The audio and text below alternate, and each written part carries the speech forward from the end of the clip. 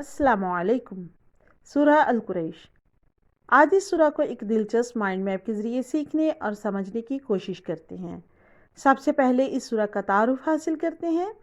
سورہ القریش 30ویں پارہ کی سورہ ہے اور قرآن پاک میں اس سورہ کا نمبر 106 ہے۔ کیا آپ اس سورہ کے متعلق یہ جانتے ہیں کہ اس سورہ کی کل آیات صرف 4 ہیں؟ سورہ القریش جو ہے یہ مکی سورہ ہے، یعنی کہ یہ سورہ مکہ میں نازل ہوئی تھی، اور اس سورہ میں اللہ تعالیٰ نے قبیلہ قریش والوں کو ان کا نام لے کر مخاطب کیا ہے۔ آیت نمبر 1 میں اللہ تعالیٰ فرماتے ہیں کہ اے قریش والو،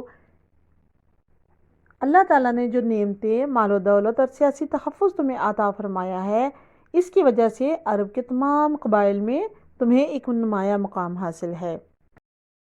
عرب میں قبیلہ قریش کے مقام کی وجہ، دراصل قریش کو اللہ تعالیٰ نے 2 خاص نعمتیں دی ہوئی تھیں، جن میں ایک تو خانہ کعبہ یعنی اللہ کا گھر تھا اور دوسرا طاقت تھا۔ قریش کی تجارت ان کی طاقت تھا۔ عرب قبائل میں یہی تجارت ان کو مضبوط بناتی تھی، کیونکہ لوگ ان کی عزت بھی کرتے تھے اور ان کی ناراضگی سے بھی ڈرتے تھے۔ یہ لوگ حج کے لیے مکہ میں آتے تھے، اور یہی وجہ تھی کہ یہ لوگ اہل قریش سے ڈرتے تھے کہ اگر انہوں نے حج کے لیے آنے نہ دیا تو تب ان کا کیا بنے گا۔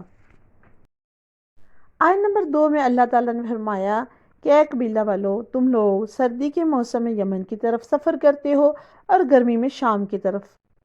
راستے میں کوئی چور ڈاکو تمہارے قافلوں پر حملہ نہیں کرتا، کیونکہ یہ لوگ آپ کی بہت تکریم کرتے ہیں، اور خانہ کعبہ کی وجہ سے یہ لوگ یہاں پر آتے ہیں اور تمہاری تجارت کو بھی فروغ ملتا ہے، اور اہل مکہ میں تمہیں معاشی طور پر ایک مرکز بھی بنا دیا گیا ہے۔